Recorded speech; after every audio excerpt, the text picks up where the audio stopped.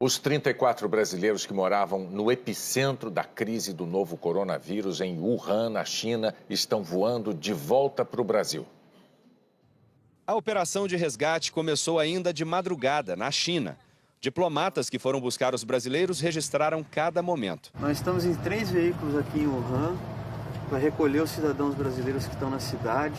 Já pegamos 6 primeiros estudantes da Universidade de Hubei. Aqui está o ônibus que nós vamos seguir para o aeroporto. O repórter Nilson Clava conversou com o conselheiro do Itamaraty na China, que viajou 16 horas de carro de Pequim até Wuhan para participar da operação. É obrigatório aqui na cidade o uso de máscaras, ninguém pode andar na rua sem autorização, os carros não podem se mexer se não tiver uma autorização especial do governo. É uma cidade fantasma. Todos passaram por 2 triagens, uma chinesa e uma brasileira antes de embarcar.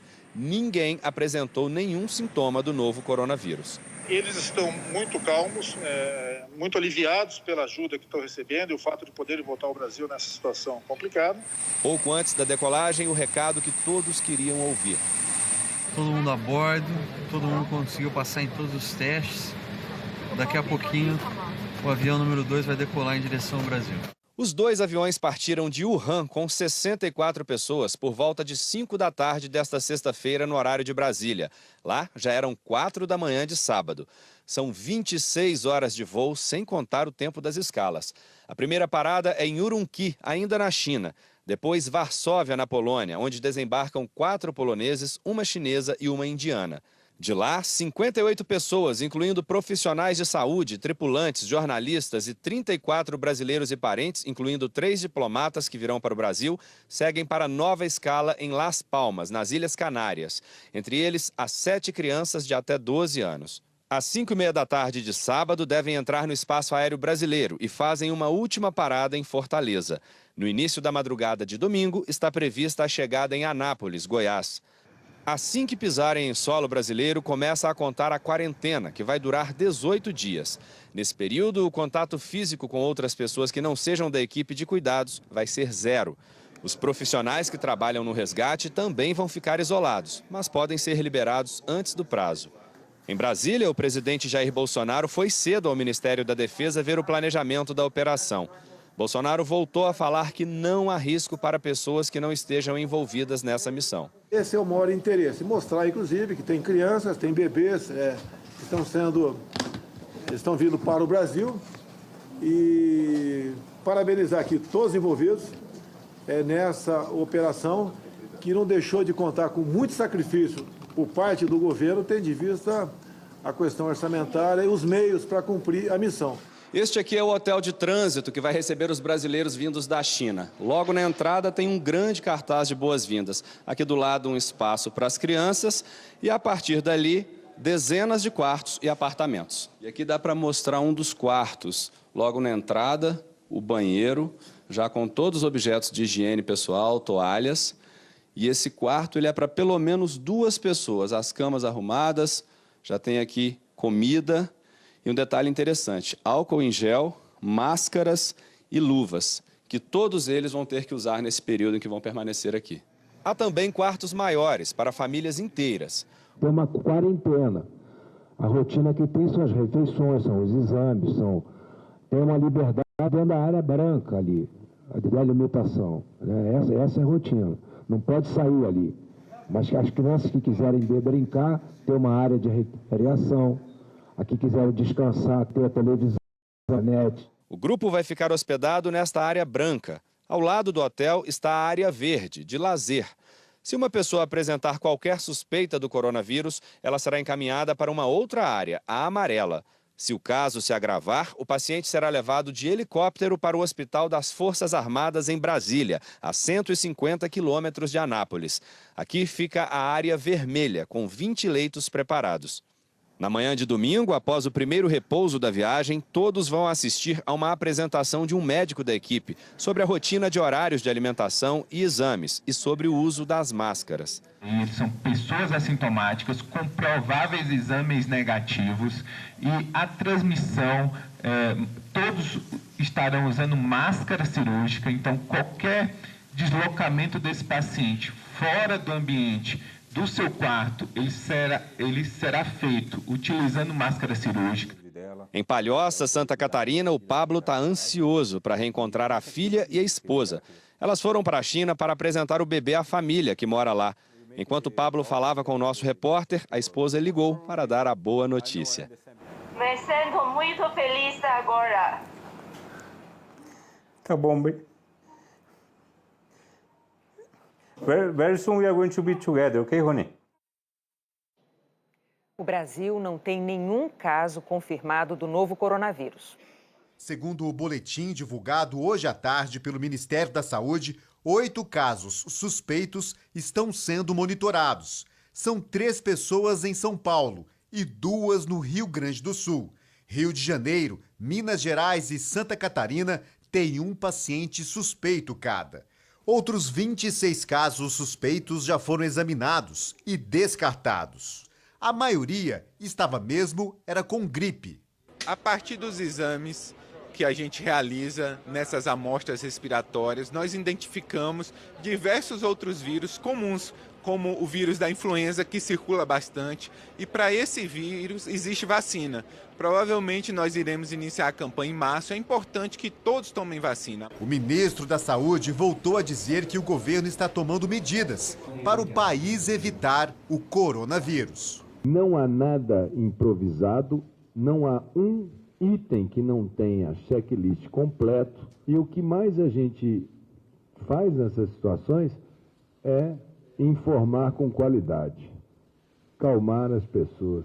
Durante a visita aqui na base aérea de Anápolis, foi anunciado que o Laboratório Estadual de Saúde Pública de Goiás, que fica em Goiânia, está sendo preparado para também fazer os exames que detectam o coronavírus. Atualmente, os testes são feitos apenas no Instituto Evandro Chagas, no Pará, Adolfo Lutz, em São Paulo, e Fiocruz, no Rio de Janeiro. Pesquisadores brasileiros lideraram um treinamento com profissionais de 9 países para o combate ao novo coronavírus. Foi a emergência no combate ao novo coronavírus que trouxe representantes de países das Américas do Sul e Central à Fundação Oswaldo Cruz, no Rio.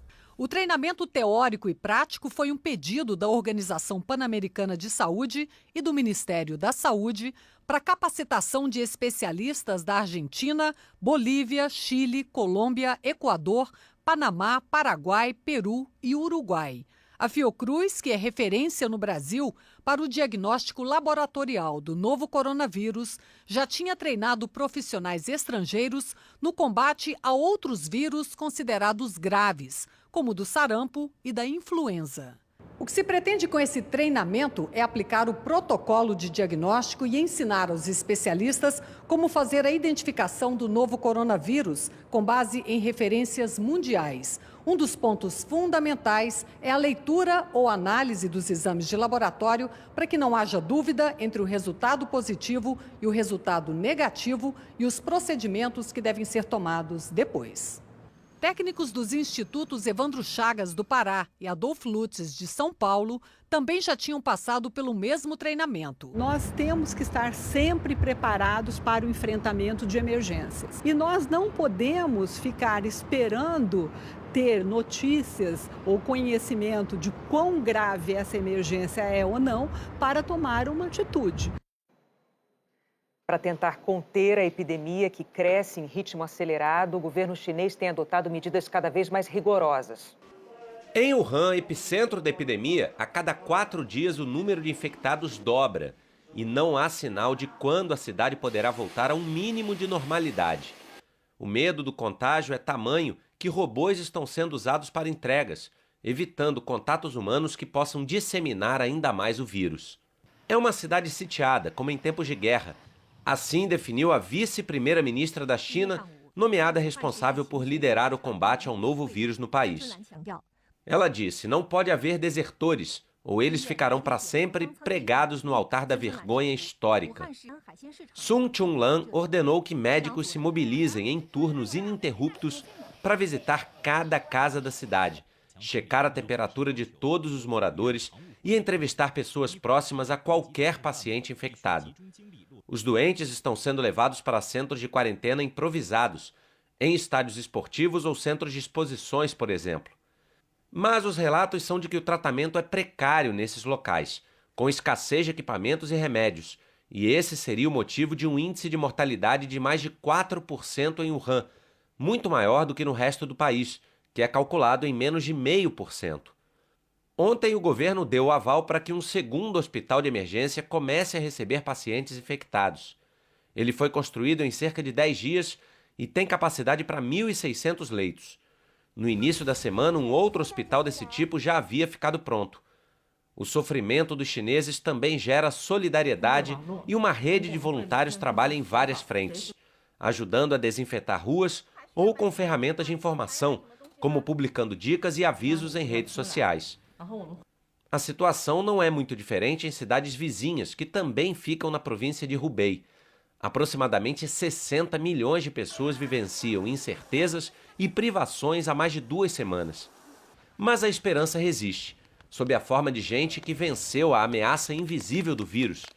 Hoje, em Huanggang, mais uma das cidades isoladas do mundo, 22 pacientes curados deixaram o hospital.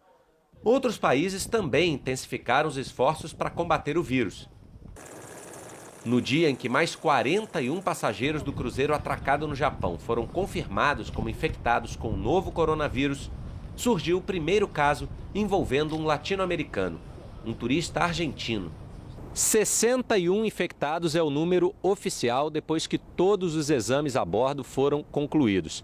Agora, os pacientes estão sendo distribuídos por hospitais de diferentes cidades da região metropolitana de Tóquio, incluindo a capital.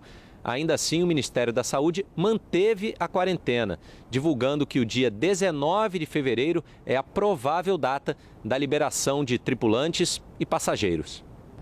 Entre os mais de 3.000 que seguem confinados no navio, os relatos pelas redes sociais ou por aplicativos de mensagens vão desde escassez de alimentos ao medo de que o vírus possa estar circulando pelo local e provoque novos contágios. O que nós queremos é sair daqui, disse essa senhora americana acompanhada do marido numa cabine do navio. Para os que buscam proteção, já faltam máscaras e outros produtos de esterilização em várias partes do mundo. O diretor-geral da Organização Mundial de Saúde, Tedros Adhanom, disse hoje que a OMS está em contato com redes de distribuição para identificar os gargalos e solucionar o problema. Em Hong Kong, além de filas para a compra de máscaras, houve diferentes protestos de médicos e profissionais de saúde por melhores condições de trabalho e menos sobrecarga, e de quem é contra um projeto que pretende transformar clínicas gerais em áreas específicas de tratamento da infecção pelo novo coronavírus. Em meio a essas novas medidas implementadas na China, a morte do médico que tinha tentado alertar sobre o surgimento do novo coronavírus virou estopim de uma reação forte contra o governo chinês. Em frente ao hospital onde Li Wenliang morreu, em Wuhan, uma homenagem ao médico. Em Hong Kong, uma região administrativa semi-independente da China, um grupo também prestou homenagens e protestou. Estamos tristes porque ele foi o primeiro a informar sobre o novo vírus. Tentou dizer a verdade e foi repreendido. Depois disso, toda a informação foi abafada, disse esse ativista.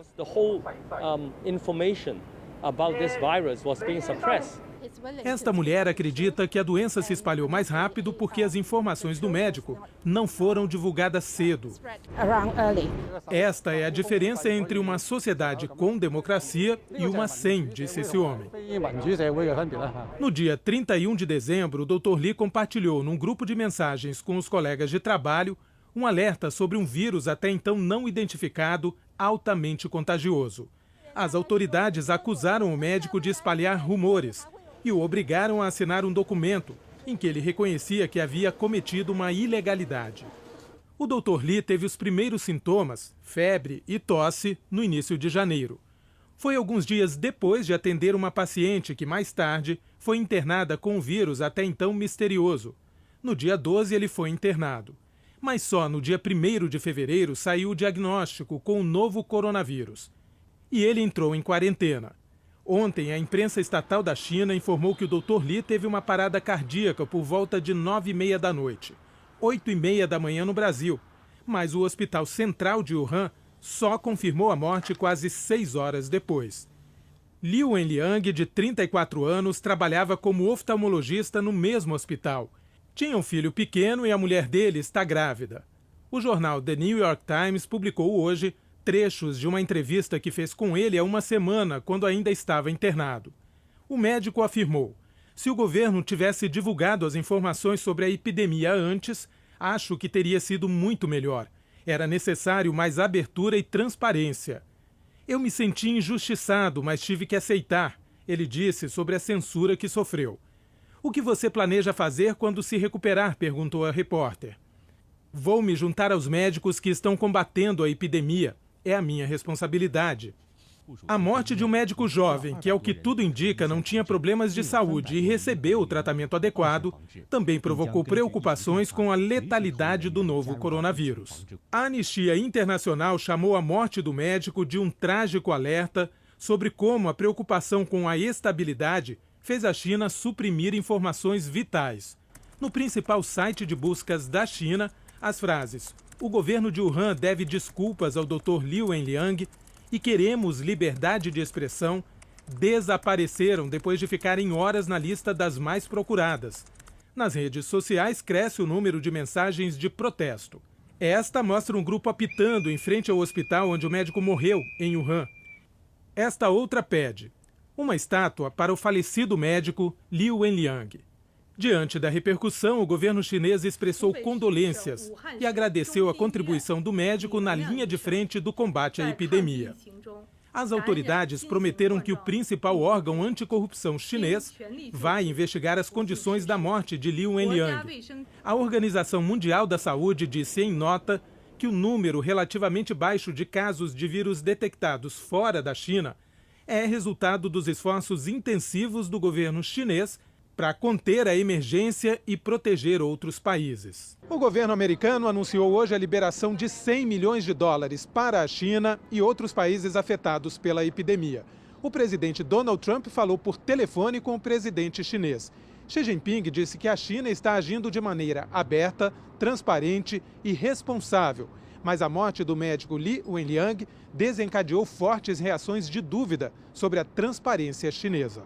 O virologista Vincent Racaniello, da Universidade Columbia, afirma que, em relação à epidemia de SARS, outro coronavírus há 17 anos, a China está mesmo agindo melhor, mas diz que ainda não é o ideal. O problema de um regime autoritário é que quer controlar tudo.